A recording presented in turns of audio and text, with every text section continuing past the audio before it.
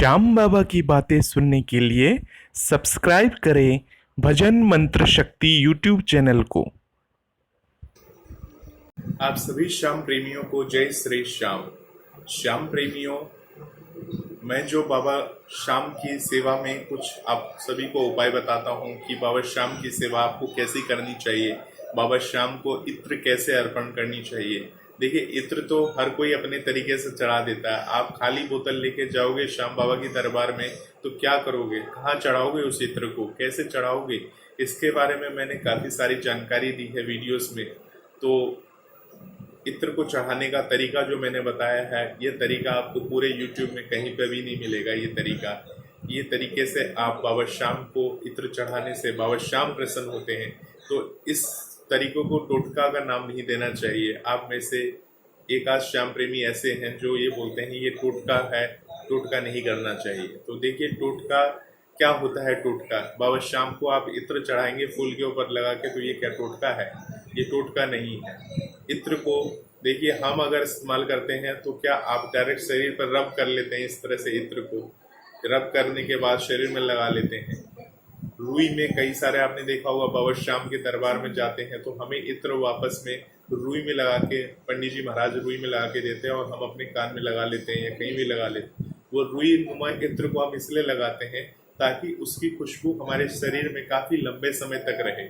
अगर आप सीधा इत्र को अपने वस्त्र में ऐसे घिस लेते हो या कहीं ऐसे लगा लेते हो तो कुछ समय के बाद, यानी कुछ घंटों के पश्चात, वो इत्र की खुशबू निकल जाती है शरीर में से।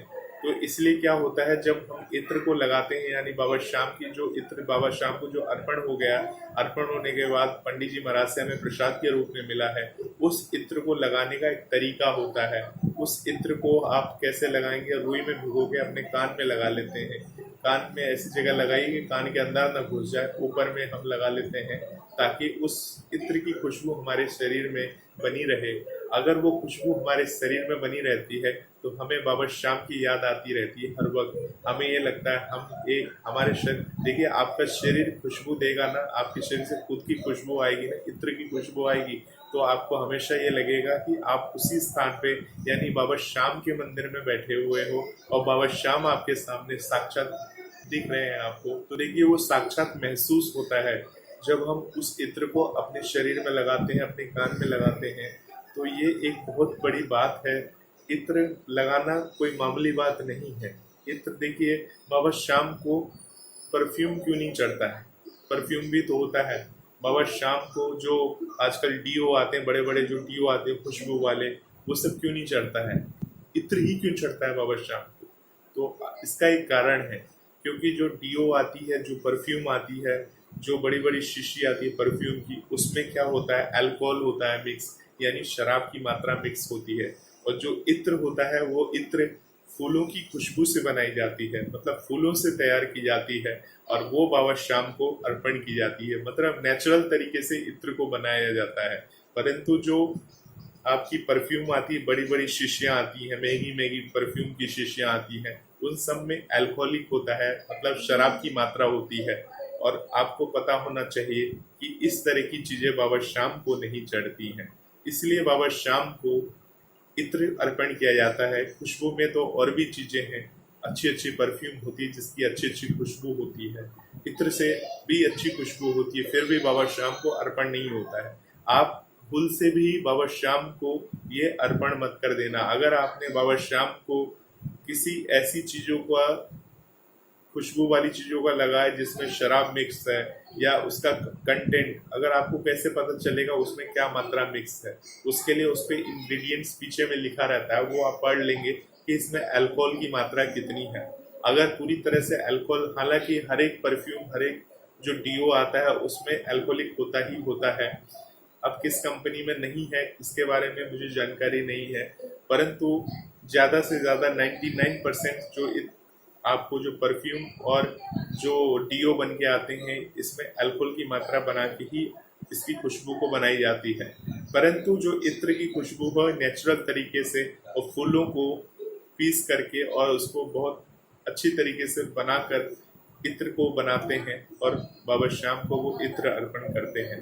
परंतु कुछ लोग क्या करते हैं, उसी इत्र को मंदिर में ले जाते हैं और मंदिर में जाके ज्यों की ज्यों इत्र की शीशी को रख देते हैं।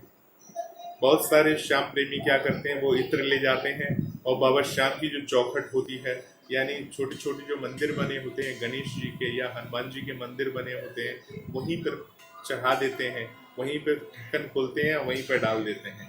अब सोचिए, पुजारी जी महाराज उस मंदिर से निकलेंगे, गणेश जी के मंदिर में जाएंगे, जो श्याम बाबा के मंदिर के बगल से जो गणेश जी का मंदिर होता है या हनुमान जी का मंदिर होता है।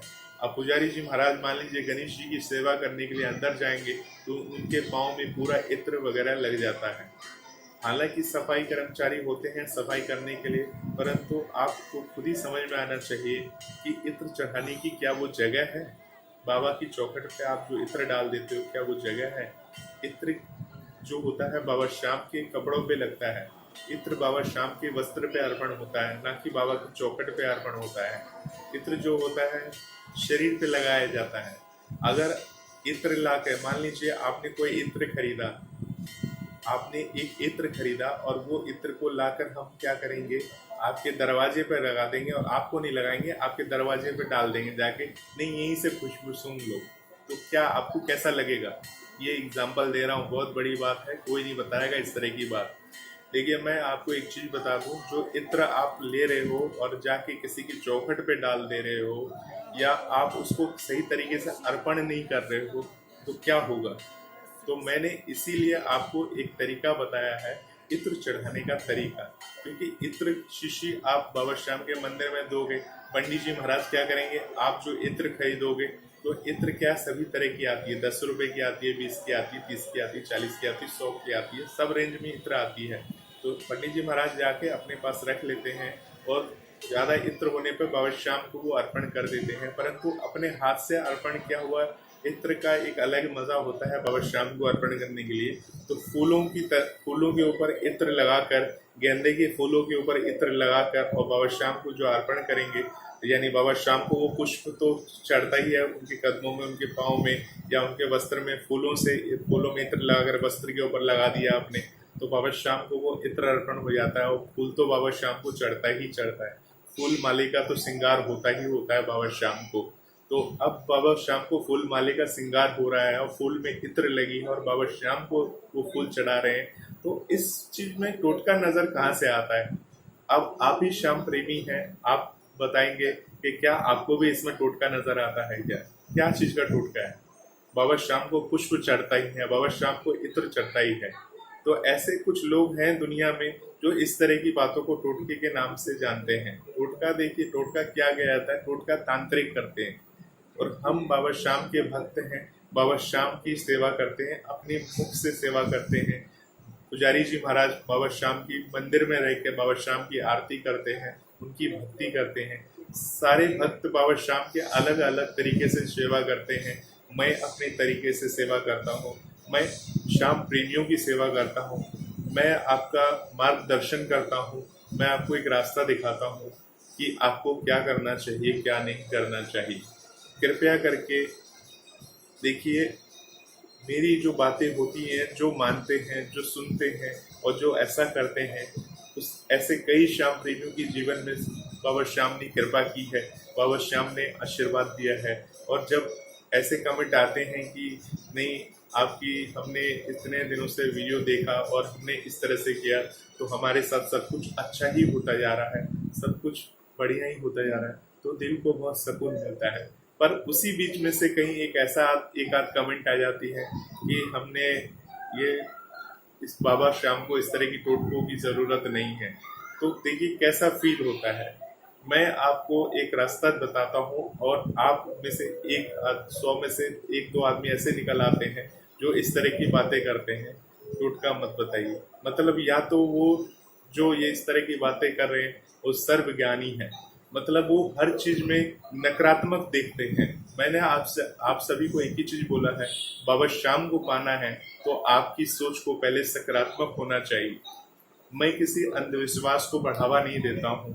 देखिए, जो बाबा श्याम का जो हम हवन करते हैं, बाबा श्याम का जो ज्योत जलाते हैं, एकादशी को दिन कई लोग ज्योत जलाते हैं, कई लोग द्वादशी को ज्योत जलाते हैं बाबा श्याम की। तो जो ज्योत जलाते हैं उसके राख को आप थोड़ा सा लेकर अपने जहाँ धन तिजोरी है, आप तो वहां पर भी रख सकते हैं। और चाहे तो आप उस राख को तुलसी के में भी आप समर्पण कर सकते हैं। तो सबकी अपनी अपनी मान्यता है, सबकी अपनी अपनी राय है। आप क्या कर रहे हैं क्या नहीं कर रहे हैं वो आपको पता है। परंतु मैं जो आपको बता रहा हूँ ये इसको टोटका नहीं बोलते हैं। श्याम बाबा टोटका नहीं, टोटकों से खुश नहीं होते हैं। श्याम बाबा तो अपनी कृपा करते हैं, हारे हुओं को रास्ता दिखाते हैं। मैं श्याम बाबा के जो हारे हुए भक्त हैं, श्याम बाबा की जो बातें होती हैं, श्याम बाबा की जो कृपा करते हैं, ये आस्था है। नारियल चढ़ाते हैं जो अरदास लगाने के लिए। नारियल एक शुभता का प्रतीक है। नारियल के बिना तो सारे काम अधूरे हैं, पूजा पाठ के सारे काम अधूरे होते हैं। नारियल से अरदास लगाई जाती है बाबा श्याम की, बाबा श्याम को प्रसन्न करने के लिए अरदास लगाई जाती है। तो नारियल वाला जो मैंने आपको बात बताई, इसको कोई टोटका नहीं बोलते हैं, ये अरदास लगाते हैं। पुजारी जी महाराज जाके बाबा श्याम के मंदिर में वो नारियल को अर्पण करते हैं, बाबा श्याम के समक्ष वो नारियल को रखते हैं और बाबा श्याम से प्रार्थना करते हैं। कोई भी शुभ काम करने से पहले नारियल को अर्पण किया जाता है। तो इसमें टोटका कहाँ से आ जाता है मेरे भाई? आपको किसने ये बुद्धि दे दी कि नारियल चढ़ाने से, जिस नारियल से हम अरदास लगाते हैं बाबा श्याम को, उसमें टोटका कहाँ से नजर आ रहा है? लगता है कि आप इससे पहले कोई टोटका में के चक्कर में पड़ चुके हैं, इसलिए अब आपको हर काम में टोटका ही टोटका नजर आ रहे हैं। तो इस तरह की बातें ना करें।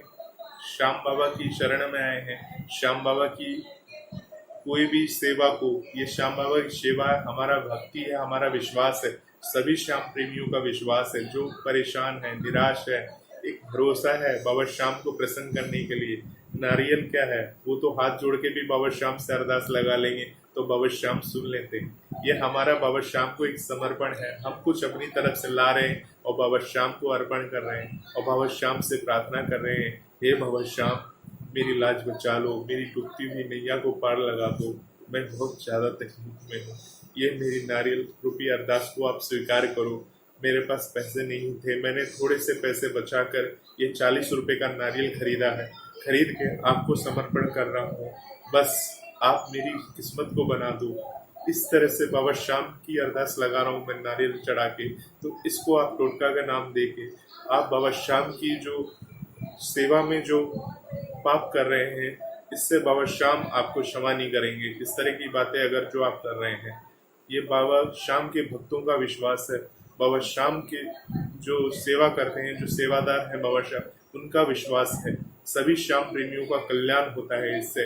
बाबा श्याम अपनी अर्जी को स्वीकार करते हैं, बाबा श्याम सभी की अर्जियों को स्वीकार करते हैं। ऐसी अरदास जो कोई हारा हुआ श्याम प्रेमी बाबा श्याम के पास जाके लगाता है, तो इस तरह की अगर आप बातें करेंगे तो बाबा श्याम के आप प्रेमी नहीं है, आप सकारात्मक नहीं है। इस आपकी बातों से ऐसा लगता है। बाबा श्याम तो सबकी सुनते हैं, सबकी अरदास को सुनते हैं। जो उनके सच्चे मन से भक्ति करता है, जो उनके दरबार में सच्चे मन से जाता है और वहां जाके बाबा श्याम के सामने हाथ जोड़ के प्रार्थना करता है, बाबा श्याम सबकी मनोकामना को पूर्ण करते हैं। तो ये सेवा, हमारी सेवा, भक्ति भाव सब कुछ समर्पण है बाबा को। बाबा का ही तो है सब कुछ। जो भी हम बाबा से ले रहे हैं, बाबा को ही तो अर्पण कर दे रहे हैं। तो आप कैसे बोल सकते हैं कि बाबा श्याम की सेवा ना करके हम टोटका कर रहे हैं? तो ये चीजें मुझे खराब लगी। कुछ बातें ऐसी बातें हैं जो इस तरह की बातें नहीं करनी चाहिए थी। तो आप अपना अपना कमेंट जरूर लिखिएगा इस वीडियो से रिलेटेड, जो भी बातें मैंने आपको बताई हैं। मैंने इस वीडियो के अंदर काफी सारी चीजें आपको बताई हैं कि बाबा श्याम को इत्र चढ़ता है, डीओ या परफ्यूम क्यों नहीं चढ़ता है। ये पूरे यूट्यूब में आपको इस तरह की बातें कोई नहीं बताएगा। बहुत सारे श्याम प्रेमी के पास इत्र नहीं है तो उन्होंने क्या किया, डीओ चढ़ा दिया या डीओ चढ़ा दिया, पाप के भागीदार बन गए। वहां अनजाने में गलती की, उन्हें पता नहीं था, फिर भी उन्होंने ये गलती कर दी, वहां पे डीओ या परफ्यूम चढ़ा दिया। अब उनको ये नहीं पता था कि उसमें अल्कोहल की मात्रा होती है। तो ये बातें कौन बताएगा आपको? कौन बताएगा? किसी पुजारी जी महाराज से पूछने जाओगे आप? पुजारी जी महाराज के पास इतना समय नहीं होगा कि आपको ये सारी चीजें बताएंगे वहां बैठ के कि उनको इत्र चढ़ाना चाहिए या डीओ चढ़ाना चाहिए, क्या चढ़ाना चाहिए। तो भक्ति में विश्वास रखिए, बाबा श्याम पे भरोसा रखिए। बाबा श्याम सभी की सुनते हैं और सभी की बिगड़ी बनाते हैं। इसी के साथ मैं इस वीडियो को यहीं पे विराम देता हूँ। इस वीडियो में अपना बहुमूल्य कमेंट ज़रूर दीजिएगा। आप सभी की कमेंट यानी आप अपनी अर्जियों को जरूर लिखिएगा। बाबा श्याम आपकी अर्जियों को, जितने अधिक श्याम प्रेमी आपकी अर्जियों को पढ़ेंगे समझेंगे, बाबा श्याम तक आपकी अरदास पहुंचेगी और बाबा श्याम अपनी कृपा करेंगे। आप सभी श्याम प्रेमियों को मेरा प्यार भरा जय श्री श्याम। आरे के सहारे की जय, तीन मानधारी की जय, लीले के असवार की जय, शीश के दानी की जय। जय श्री श्याम।